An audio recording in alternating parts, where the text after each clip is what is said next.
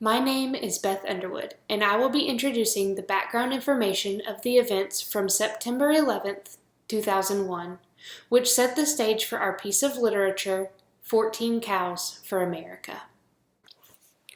On September 11th, 2001, members of the Islamic extremist group Al-Qaeda hijacked 4 commercial planes and carried out attacks against the United States.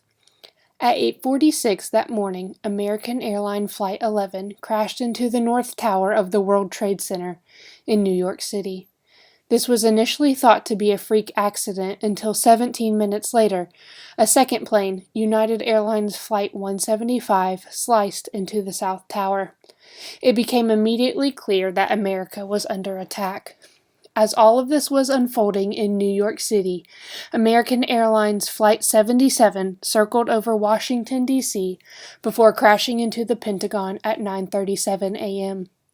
About 15 minutes after the terrorists struck the Pentagon, the horror in New York took a turn for the worse when the South Tower of the World Trade Center collapsed, sending up a massive cloud of dust and debris. At 10:28, the North Tower also collapsed. Meanwhile, a fourth plane, United Airline Flight 93, bound for California, was hijacked after departing from Newark, New Jersey.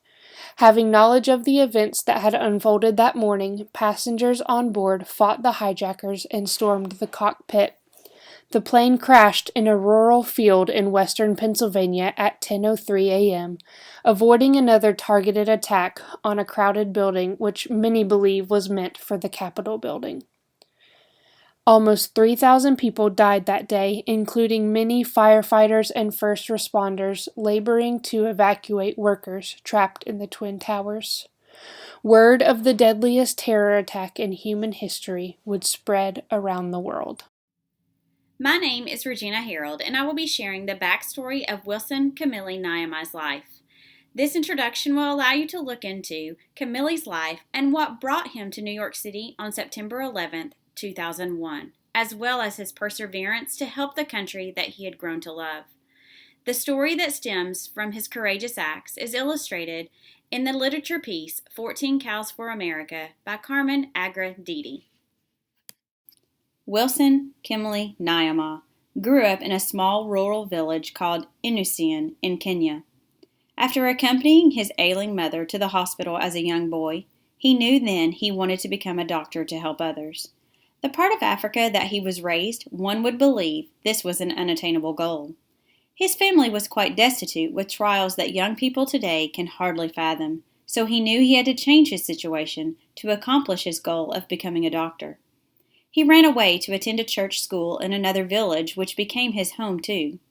As he aged, he knew he needed further schooling, but the nearest school was a high school 9 hours away. Upon his arrival, he expressed his interest of continuing school with no resources. The principal was amazed by his desire and welcomed him to the school. He soon realized that the only way to achieve his dream of becoming a doctor would take him away from Kenya. He began applying to universities in America. He stated that my elders got together to raise money to help me achieve my goals. As the news got out, a reporter from the Washington Post heard of Kimley's story and traveled to his village in Kenya to write a story about his doctoral dreams. The article made the front page of the paper and inspired an outpouring of support that included a scholarship from the University of Oregon, a plane ticket from a businessman in Florida, as well as other supplies needed to survive in America from a total stranger. Kimley felt it's like getting a letter from God when you know you're not qualified for heaven. He enrolled at the University of Oregon in 1996 and a few years later moved to Stanford University after hearing Chelsea Clinton. In September 2001, the president of Kenya was scheduled to be in New York and requested to meet with Kimley. This is how he found himself in New York City on September 11, 2001.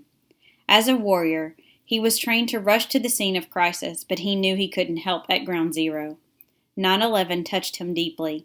The country that had given him so much had been so brutally attacked. He had to find a way to help. He returned home in May 2002. Hi, I'm Bethany Newman, and I'll be telling the last part of the 14 Cows for America story. When Kimley returns home from Kenya from his time in America, he is greeted by his people, the Maasai.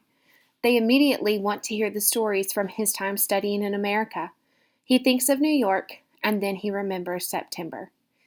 Kimley tells his people of the story that has been burned into his heart, a story that has the people tuned into every word and watching Kimley's every move as he tells of the terrorist attacks of September 11th.